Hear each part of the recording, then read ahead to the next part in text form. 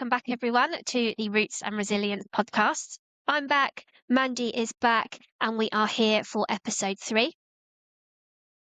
This is the R&R Exchange, where we are answering questions that our lovely listeners have sent in all about behaviour in the last week. So thank you to everyone who has downloaded, liked, subscribed, followed. We are extremely grateful and we are so happy that it's reaching so many people already. So thank you from both of us. Mandie, before we get started on the questions, tell me a little bit about your week. How have you been? What have you been up to? What's been happening in Mandyland? Not to be confused with Amandaland, of course. Well, exactly. Although there may be some similarities between the two of us. I'm sorry if I put you off then for a second. Something came up on my screen and I just had a little mini heart attack. It's technology. I'm just not very good with it. But anyway, we're just going to go with the flow and see what happens. Yeah, the world in Mandyland. I'd like to say it was fluffy and full of rainbows, but the reality is not quite so positive. We are getting there. My 3 children have now become 2 children. One has had to move on, which has been hard for them and for everybody left here as well. But I'm sure we'll go into more deeper discussions about how it feels when traumatized people have to move on. But I've still got my 2 little rays of sunshine. They bring me joy and stress and grey hairs every day. So yeah, not too bad. We're getting there. How about you? How are you feeling? But you could probably hear already, still full of germs, unfortunately. I'm battling sinusitis at the moment. A few days into antibiotics, which have been an absolute lifesaver. God save the NHS. I feel so much better than I did last week, but I'm hoping not too snotty, not coughing too much today. But other than that, other than trying to continue with life when I've been feeling generally physically a bit rubbish, things are all right. Things are all right. The sun is shining. The sun is shining here today, which we love. So yeah, we're okay, aren't we? We're going to get rocking and rolling with today's questions. We are. And I promise that I won't take the mickey out of you too much for sounding all bugged up. Yes, thank you. Like my children have been all week. Yes. Yes. Don't you start on me as well, Mandie. It's a sign of true friendship, I believe, Laura. It really is. It really It really is. I agree. Okay. I agree. Okay.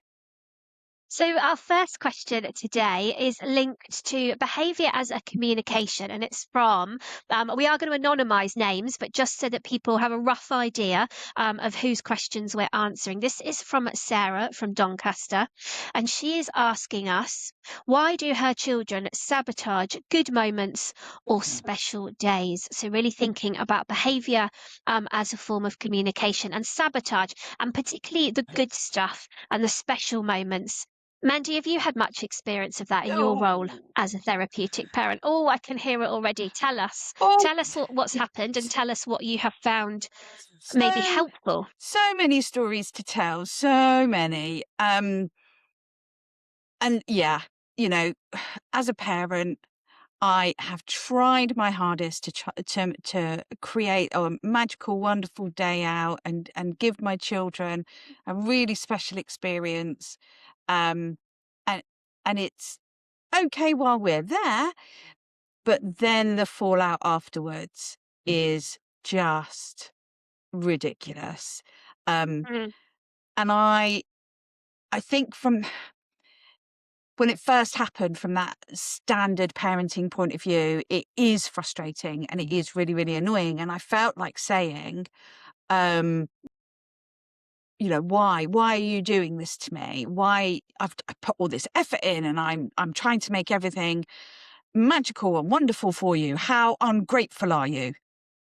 But then I took a step back and I actually thought about what was happening for my child during those times. We went to the beach one day because of where we live, that's really, really easy. And we were building sandcastles and they were playing in the sea and bodyboarding and ice creams and wonderful, wonderful day. Then it came to the time to leave. and it started. And Mm. then we had a meltdown on the promenade as we're trying to walk up the 50,000 steps to get back to the car, and they don't want to carry anything, so I've become a pack horse. And then at the top of the steps, they're too tired to then walk to the car, so then you've had another meltdown. And then when you get to the car, you can't get them in the car, and then they refuse to put their seatbelt on. I mean, it was a really joyous occasion, and I'm absolutely exhausted by this point. But what I realised was happening from my child was they have actually had a really, really good day. They have really, really enjoyed it, Mm. but they can't predict when that's going to happen again. Yeah. And so they can't let it end because they don't know when it's going to happen next time. And I think that's what we have to bear in mind when we're doing these big days out, when we're doing these treat things, even if it's just, I don't know, going to the coffee shop for a hot chocolate. Mhm. It is really special for them, but in their minds, they don't deserve it. Mm. That's what I was just gonna come on to. There's something around that internal working model, isn't there? Something to do with their attachment style. How have you seen that, like, literally live in action? What does that look like for you? The young person with the beach situation, I mean, she went into full on meltdown. Mm. You know, I was everything under the sun. She refused to put a seatbelt on. So then we had a kicking of the chair in the car. So I couldn't drive anywhere safely. So it then took longer. And she was just completely and utterly dysregulated. And all I wanted to do was get home. And the Mhm. longer the dysregulation went on, the more frustrating it was for me as the parent, because there was other Mm. things that I needed to do at the end of this day. But you're absolutely right. It is about how they see themselves, as Mm. not being worth Mhm. having nice things. Um, Sometimes it also can remind them of when they have had a nice experience. Um, they may have experienced their parents sabotaging that day. Course. Yeah. So it could be triggering a memory for them. And then that, Mhm. as we know, is their script. So that is what they are expecting us to do as well as their new parent. Mm. Um, yeah. And it's really, really difficult in those situations to hold yourself together whilst also still trying to be therapeutic with a child. Mm. Absolutely. I'm just thinking about kind of Sarah in particular, who sent the question in for us, just about, I guess, recognizing that it's not down to anything that any therapeutic parent has done wrong. They've not necessarily, over egged the pudding, so to speak. It is about wanting to do these lovely things and what we consider to be a relatively simple thing, particularly where you are, Mandy. Going to the beach is probably quite day to day. It's probably something you do on a regular basis. And yet for a child who has barely been on the sand, hasn't had the pleasure of running back and forth to the sea, grabbing the water, doing the castle, sticking something in the top, having that ice cream and packing up at the end of the day, feeling all kind of warm and fuzzy and salty. They've not really had that experience. And then so having to lose that, there's almost a sense of loss within the day, isn't there? The grief and loss of, but now I have to let this wonderful time go. And if we think about that internal working model that we were just talking about, the consistent wiring that somebody like your child and maybe Sarah's child and our other listeners' children will have had is, well, I'm not worthy of this. So it feels really bizarre. I've enjoyed it. Like, I've had a lovely time. The sandcastle was great. The hot chocolate was great. The ice cream was great. But I don't feel like I deserved it. And so I'm going to show you as the person offering me this lovely, lovely thing that I don't deserve it, because now I'm going to mess it up for you.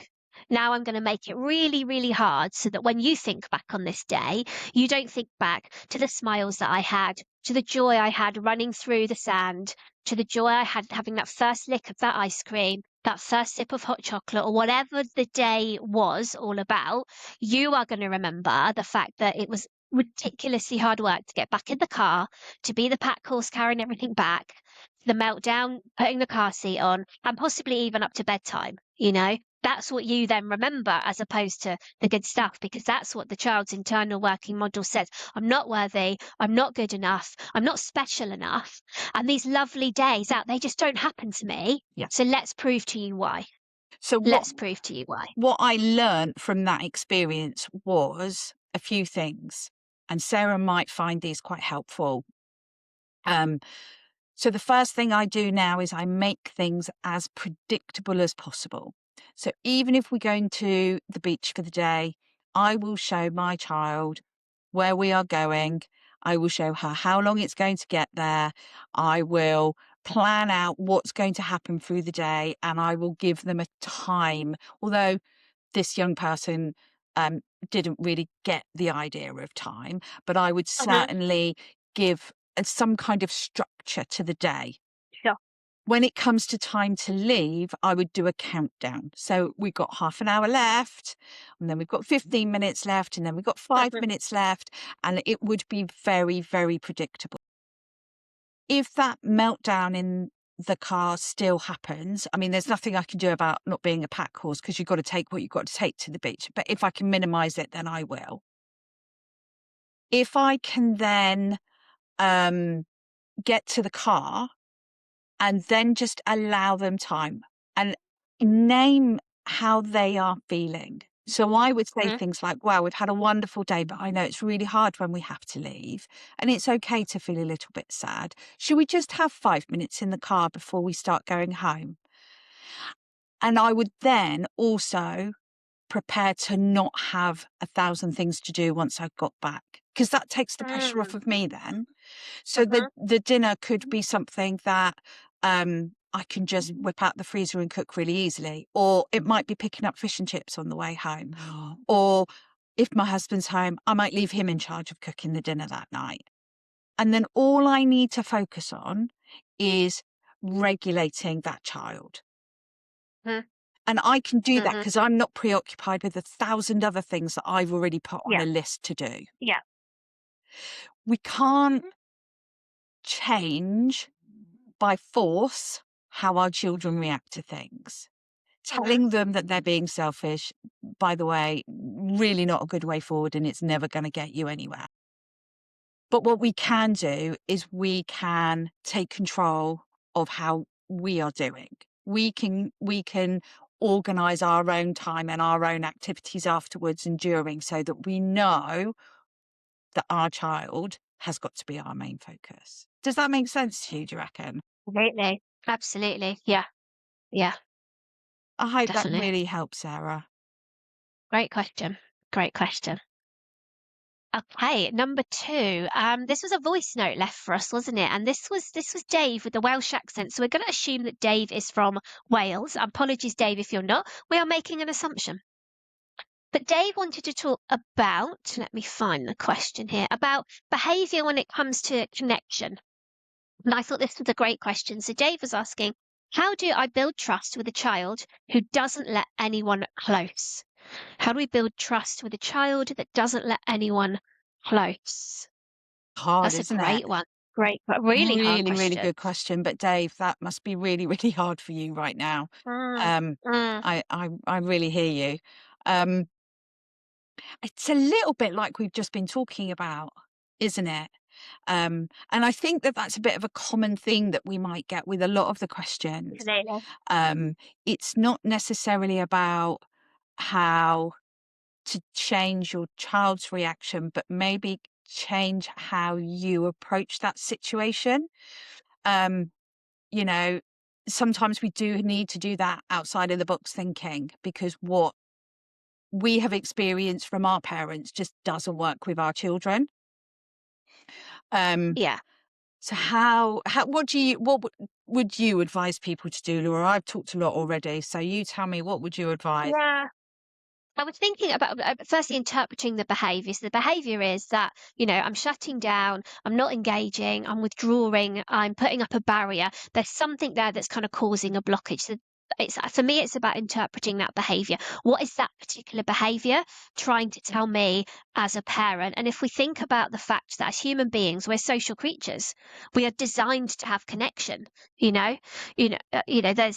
why we study things like sociology and things like that. So for me, it's thinking about this child, this young person desperately needs connection because they are a human being, but thinking about where that blockage is. And I guess for me, it's then what's kind of caused this blockage? Why is there a lack of trust? They're trying to communicate to me that for some reason they think I'm dangerous, they think I'm scary, they think I'm not worth investing in as a relationship.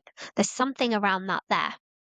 I guess the other bit is, you know, in terms of a behavior, what is that behavior? What's the need then beneath the behavior? So we're digging another layer down, aren't we? We're going, right, we've got this young person here who's showing me this behavior. They're communicating something to me, but what's the need? And the need, of course, is attachment. The need is always attachment, is always connection. So I guess it's thinking about maybe communicating with the people that know that child the best. And at the moment, I guess there's a little bit of acceptance about I'm not the person. And Dave, maybe this is the same for you. You're not the person that maybe knows that child the best at the moment. And that's sometimes a hard pill to swallow. That's not ideal. It would be really But I think it's about interesting. Sorry to talk over you. It would be well, really interesting if David said how old his child is. mm, Because if it's a younger child, then yes, I think there's always an element of looking for an attachment with children yeah, with trauma. We know that. But I think if it's a younger child, those needs can be interpreted a little bit differently than if it's a mm, teenager. yeah, Because teenagers without trauma are looking to find their own identity. They're looking to step out into the bigger world, and they want to hang out with their friends more, and their friends have a bigger influence over them than their parents do.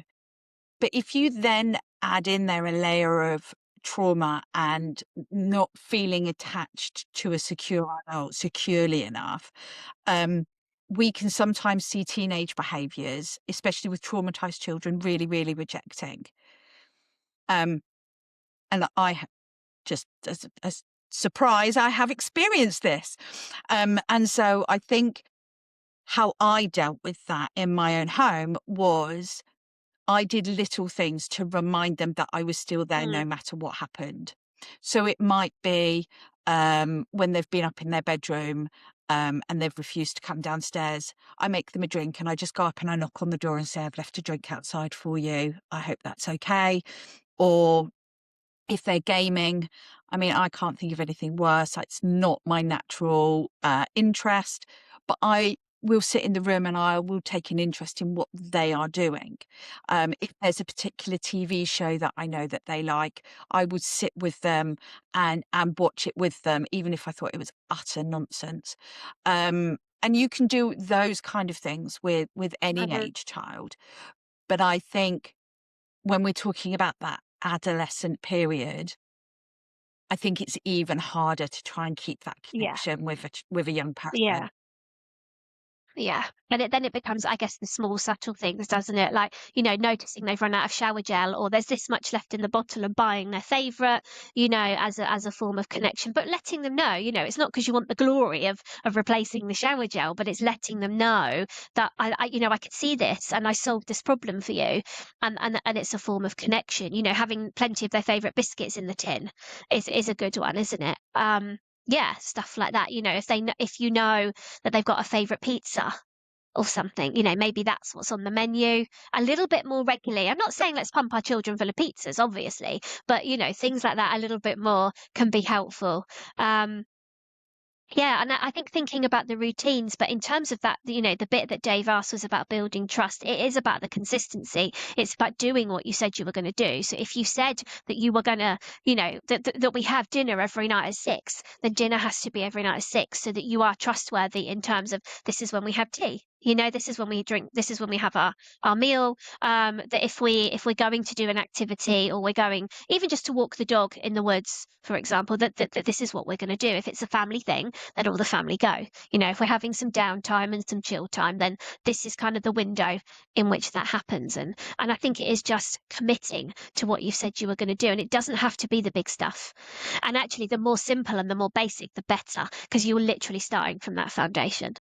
Um, when I first started fostering, um, I was told to stick to 3 things: predictability, consistency, and routine.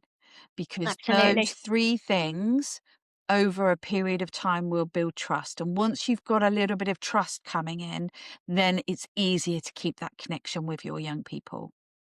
Definitely. I Definitely. hope that helps, Dave.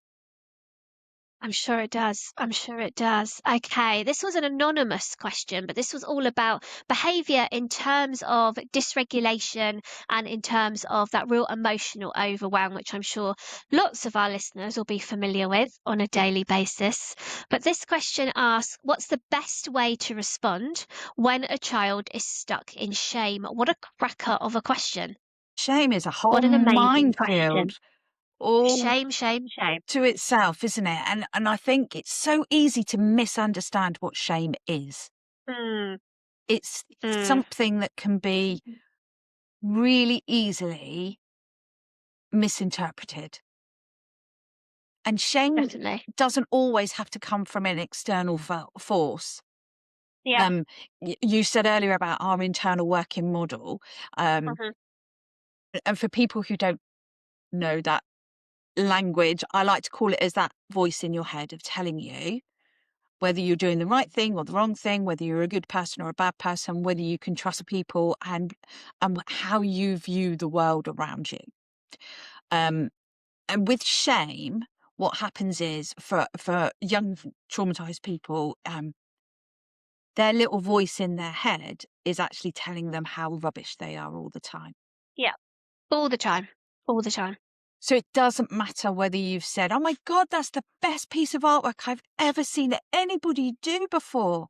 In their head, their voice is going, "Don't believe her. You know it's rubbish. You know it's crap. Absolute What is she rubbish. telling you that for?" Mhm. Yeah. And so to try and overcome shame, you have to, I think, be really accepting of the child you have in front of you. Absolutely. Absolutely. So there's something around expectations there, isn't there? Yeah, And what am I expecting from my child? But what does my child expect from me? What do we expect from each other? What do we expect from ourselves? And I think when we can figure that out as best as possible, I think there's a real mindset shift in what we do about shame, how we recognize it, how we respond to it, how we hopefully start to break it down. absolutely. And there's a really good, we called it the shield of shame. Kim Golding wrote Mhm. about it, and it demonstrates how children can put up this shield to try and protect themselves because they feel so much shame inside them. Um, and it's how they then behave. So it's that being really defensive, um, trying to blame somebody else for something that they've done. And it's all based around that little voice in their head that's telling them how rubbish they are all the time. Now, as a Mhm. parent, Mhm. we know that that's not true. So we need to try and Mm. counterbalance that by doing that drip feed of, I'm really sorry that you feel that way, but Yeah. I Yeah. see that you're a really lovely person. Yeah. Yeah. And I think there's probably this maybe this bit of a myth is that when we see a child in shame and we see them struggling with that behavior and we see it coming out in a multitude of different ways, is when we identify it as shame, and I guess that is the first point, isn't it? And I think that's what our anonymous caller has managed to do. They've managed to identify the shame their child is experiencing, which is fantastic because that's not always easy to do. But I think there's this real strong urge, I guess, to, like you said, try to counterbalance that, but maybe go a bit too far, maybe go all in and be wanting to overpraise, over placate, over nurture verbally. Maybe of, oh, but you're wonderful, you're so dear to me, I hold you in my heart, and you're this, you're that, you're the other. But what we're doing is, instead of actually shifting that shame, is we're just kind of, we're almost trying to harpoon it, but like you said, the shield is pushing it all back. We're Yes. trying to, is harpoon the right word? I don't know. But we're trying to break through somehow with our really clever what we consider to be therapeutic words and therapeutic language. But in that instant, we know what we now know, of course, is that shield of shame is just batting everything off, pushing it back, and probably creating more dysregulation and potentially more behaviours. And it's the drip feed bit is that I picked up on, Mandy, because I say that a lot myself as well. As you know, we talk a lot about just drip feeding little bits, so that every time we drip feed, every time we plant a seed for our children, actually we're just rewiring a little bit more. There's a little bit more rewiring going on. There's a little bit more strength in those synapses, and we're starting to strengthen the self-confidence and the self-belief in the child as we gradually then bat away from that shame. But it has to be slow, it has to be steady, and we can offer lots of empathy alongside that, can't Yeah. we can really be empathic about that. But I also think we have to be really careful about how we identify and how we name shame as well. Yeah. And I think there's a real clear difference that not everybody gets between shame and guilt. Mhm. So Mhm. if I could just expand on that just for a moment. Oh, and if anybody can hear a noise in the background, it's my dog snoring. I do not have anything else going on, but it is quite distracting at times. So I'm very sorry about that. So guilt is when you do something, you know that it was your fault. Mhm. You're sorry that it's happened, but you know that you're still going to be loved and you're still going to be accepted. With Absolutely. shame, you don't even have to do the wrong thing. You can just feel as if you've done the wrong thing. But what that does is it reinforces that voice in our head saying how much of a bad person we are. And what that means is that we don't know that we are still lovable. We don't know if we're still accepted. Mhm. And that's the problem between shame and guilt. And I speak to a lot of parents who their child will do something and they'll know it's the wrong thing, but he wasn't even remorseful. He didn't even realize that he'd done anything wrong. He started an argument with me. No, no, no, no. That is shame. He was shamed Mhm. by what he Mhm. did. He's now Mhm. going to try and deflect. And so he's going to start an argument with you to take that pressure off of him because he just cannot Yeah. cope with those feelings. And then, of course, the parent is drawn into the argument. We're focusing on the argument, not the event or the thing, even if the thing ever existed that potentially created the shame. We're deflected onto something else. Absolutely. And then the argument reinforces how the child's feeling. And then we start going into a really, really deep spiral into a very, very dark rabbit hole. Mhm. So, Mhm. recognizing that there is shame in play means that you can then approach it from a very different point of view. Mhm. I hope that Absolutely. helps. I'm sure it does. I'm sure it does. Our next question was from Kate, and Kate is from Hampshire. And Kate was talking about behavior in terms of trauma responses. And she asks, how can she support a child who lives in constant hypervigilance? We are getting amazing questions today. Considering this is our first R&R exchange, I'm loving the questions coming through. So thank you again to our listeners, and thank you, Kate. We love that question. How can you support a child who lives in constant hypervigilance? Shall we just spend a minute thinking about where that hypervigilance comes from, just so that everybody understands that? Yeah. And I think hypervigilance is something that every single one of my children have experienced when they've come home to me. It's Mhm. that not being able to predict what things are going to be like. And so they can't focus in on one thing. They have to be hyper aware of everything around them. This happens a lot with children in school environments, unfortunately, schools, sorry. But that feeling of being unsafe, that feeling of not being able to keep themselves safe impacts on how they see the world. And so they have to be hyper vigilant about everything. They notice absolutely everything. And it can be down to how you're breathing. It can be down to your facial expressions. It can be down to movement. It doesn't have to be a verbal thing that they're picking up on. It can literally be absolutely anything, Yeah. can't it, Laura? It might be how hard you've slammed the car door or not in that instance that you're trying to leave the house. Yeah. Yeah, absolutely. And it's hard work because I know from when I have been in that situation with a child who is hypervigilant, I then become hypervigilant as well, especially if Mm, it's a new child that's joined my mhm, family, um, mhm, because I don't know them. I'm sussing them out as much as they're sussing me out.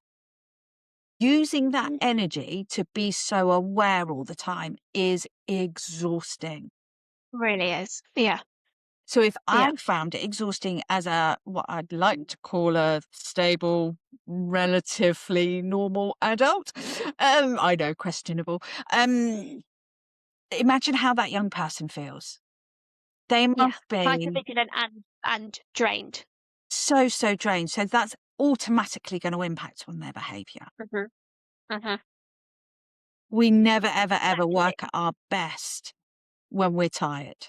Trust Mhm, me, I am a grizzly mhm, bear when I am tired. And the children are absolutely. no different. Mhm, yeah. So just thinking about that out and about in the community, I mean, school is one thing, and we're going to have a whole pod around schools, and we'll absolutely include hypervigilance within that. But thinking about that out and about in the community, one of the things that I've coached parents to do is to plan ahead as much as possible. So again, it's about that uh, consistency, the predictability, kind of knowing as much as possible. And one of the things that I had a parent doing once very bravely was taking children to a theme park. Now, it was quite a younger child's theme park. There was a few roller coasters, but it wasn't particularly, you're not going to lose your stomach on these things, put it that way. You're not going to, probably need a swift bathroom break afterwards or anything like that. But one of the things that they obviously were worried about was the hypervigilance in their children. And I guess you could kind of apply this to anywhere that you're going where you know your child would be hypervigilant. But we spent some time going through sort of the iPad and having a look at things like the website and screenshotting pictures, working out the driving route so that the child would then know how long they'd be in the car for, what snacks they were going to have in the car, what games they might play, whether that's on a pad, whether it's I Spy, how many yellow cars are you driving past, all of this kind of thing. Then it was thinking about food, because obviously food and children and trauma is huge. So working out where they were going to stop for a drink, where the burger van was, where they could get an ice cream. And then it was, what does the souvenir shop look like? How much money are we going to spend? What time are we going to leave? Then how long is it until we get home? And lots of real visual images about what the day might look like, but also recognizing that that very rarely goes to plan because it's a theme park. Why on earth would it go to plan? You've got queues, you've got the busyness of people, you've got something might break on the day, hopefully not when you're on it, but there might be a ride that you can no longer do because it's out of action. So really going into as much detail as possible about what time will we leave, and almost reverse engineering it. So this is the time we want to go to bed. So what time do we need to get back to have a bath? So what time do we need to be home? So what time do we need to leave? So okay, so we want to spend this many hours here. So what time do we need to leave the house? So what time do you need to be awake? And all of these kind of things, and having again a real visual timetable, almost a bit of a vision board printed out about what this looked like. And then it was about knowing the child best. So thinking about how far in advance do we do this? Because some children can be told a day or two before and cope with the fact that they've now got a couple of days to process and understand and have a really good look at whatever the visual is. But also some children need to know a week or two in advance. And then of course you've got 2 weeks of questions and who, what, when, where, whys, which is frustrating as a parent. And then some children literally need to know on the morning. Yeah, yeah.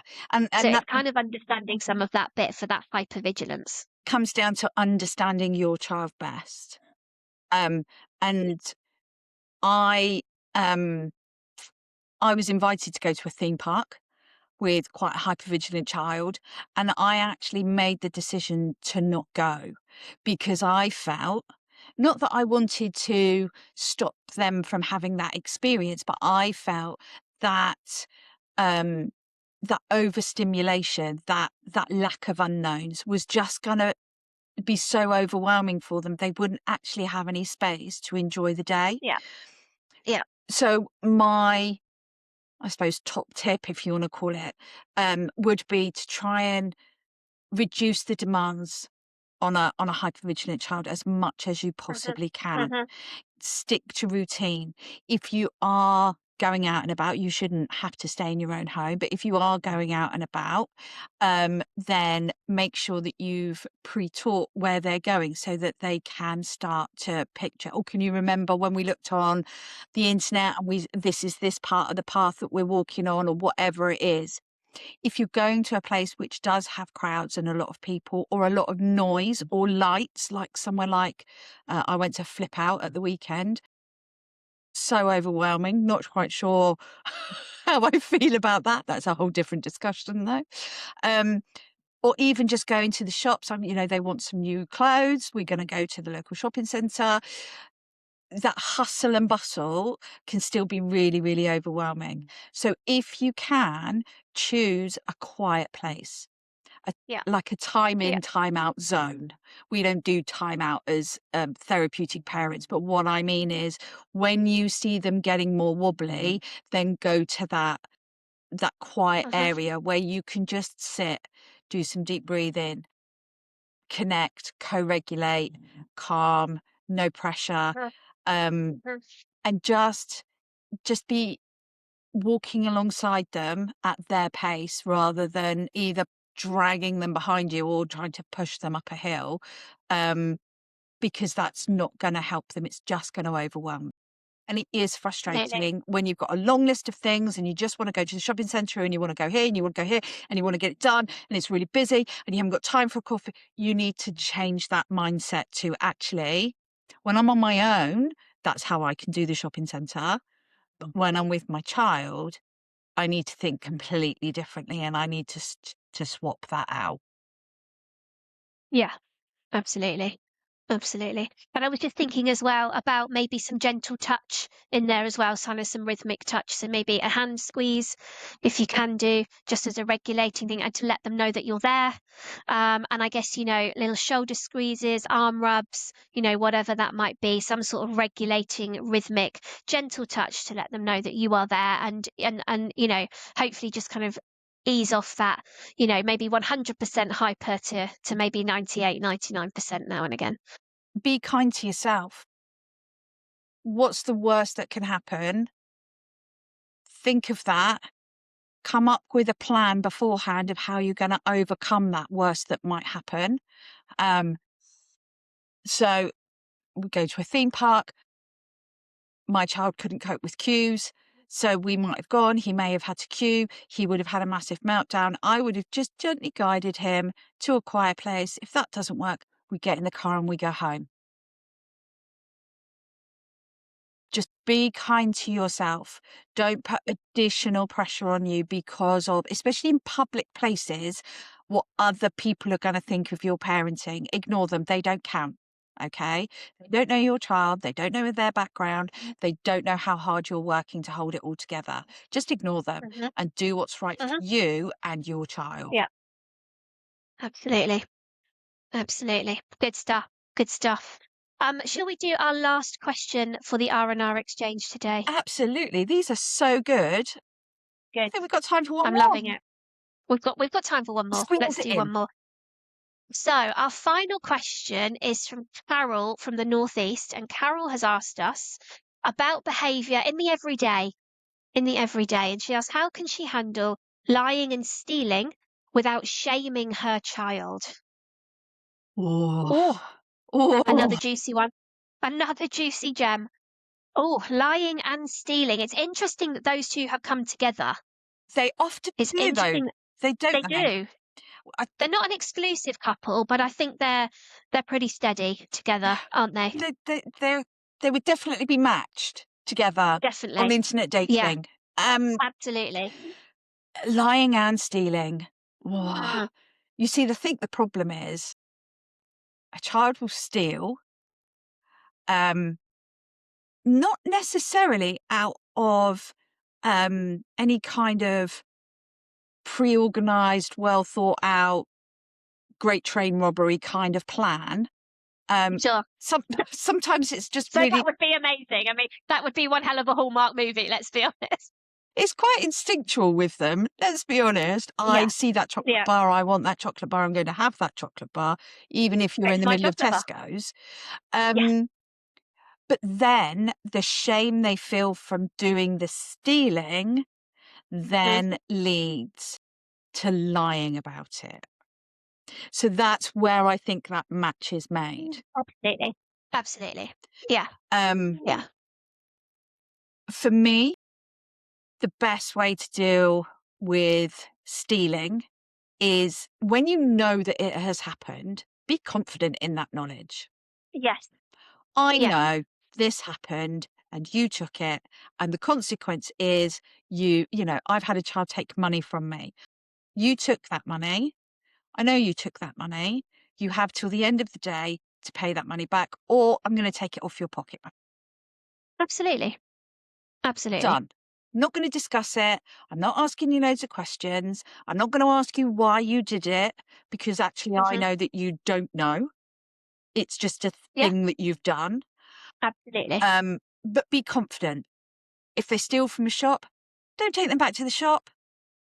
You can tell them that you know what they've done and that's not okay, and have a consequence that meets what they have done. So that cause and effect thinking, that's what we're trying to build. And then that's it, done. When Done. you get those It- arguments of, yeah, well, I didn't even, I know what happened. You know what happened. If I've got it wrong, I will apologize. But right Absolutely. now, this is how it's going to go. Yeah. And I think there's a really important bit there to disengage from that part of the conversation, isn't there? Because it's then very easy to get into a back and forth, end up in an argument. And actually, what we know is if you disengage from the conversation, not the child, like you can talk to them about anything else, absolutely anything else, even if they're not really interested. But if we disengage from the argument, there is no argument. It takes And if two they're still people to going, they're argue. just having a rant. Yeah, yeah, They're just having a rant. Let them have a rant if that's what they need to do. Because we're not inducing that shame anymore. They're just having a bit of a rant. And when you're not engaged, they're going to get quite bored. absolutely. And if they do try and get you into an argument, a really good phrase, not necessarily when it comes to lying and stealing, but a really, really good phrase to use to allow yourself space to step back from an argument is to use the when and then sentence. Yep. So Yep. if you've asked your child to do something, or if I could tie it into the stealing, I know what happened, you know what happened, so this is the consequence, and now we're going to go on and do whatever it is. If they're then Mhm. starting with that, yeah, but I can't believe you said that to me. All the things that people in shame, young children in shame, was going to say to you, especially those teenagers. Just do the whole, when you've done this, then we can move forward. When you've put your shoes away, then we can go and have a drink together. When you've hung your coat up, then we can go and play a game. Whatever it is, Absolutely. the when and then sentence has been a lifesaver for me. I'm sure. And again, it's being consistent and predictable, isn't it? When we've done this, that consistency, this always has to be done. The shoes always have to go away. The thing always has to happen. So it's the consistency that we're providing and then trusting you as the adult that this is what you're going to keep doing. But the predictability of when this is done, this is what happens afterwards. So it really is reinforcing that brain stuff, isn't it? Yeah. Yeah. Absolutely. When it comes down to stealing, think it would be really useful for any parent who has a child that has the stealing. I find it quite triggering as a parent because I find it Yeah. quite shaming Yeah. for me.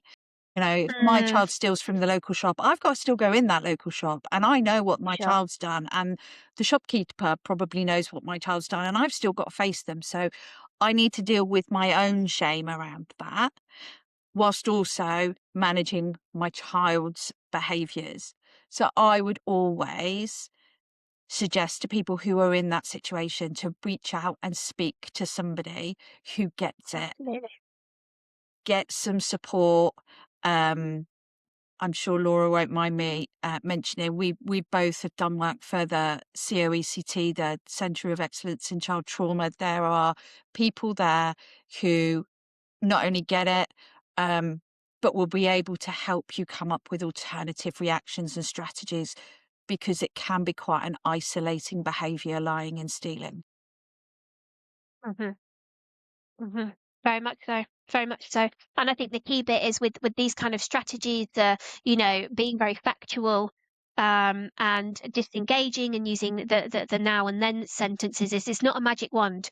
Using this strategy once is not going to stop your child from lying or stealing. It is the consistency in which you use it. We are trying to, rewire a brain that is flooded with trauma for potentially many, many years.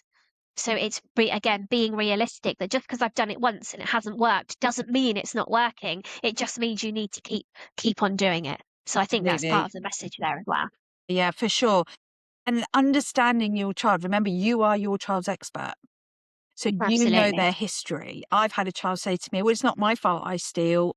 My mum taught me to do it." And Mm. that probably is true. Interesting. So is that a little bit of a Mm. disclosure going on, or is that a little bit of a shame, shield, deflecting? Okay. And that's why I feel it's so important to have somebody help support you while you're supporting your child with that, because it's an absolute minefield. But don't take your child's behavior personally.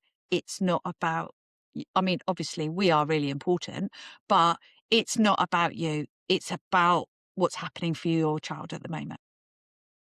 Definitely. And I think that's a great point for us to end on today. Thank you again to everyone that sent in the questions that we have hopefully answered well for you today. We have really enjoyed reading them, understanding them, and responding to them. So we are going to end this episode now. Please remember to like, subscribe, and follow on all of your listening platforms. And it's a goodbye from us. We will see you on the next episode. Take care. See you soon. Looking forward to it.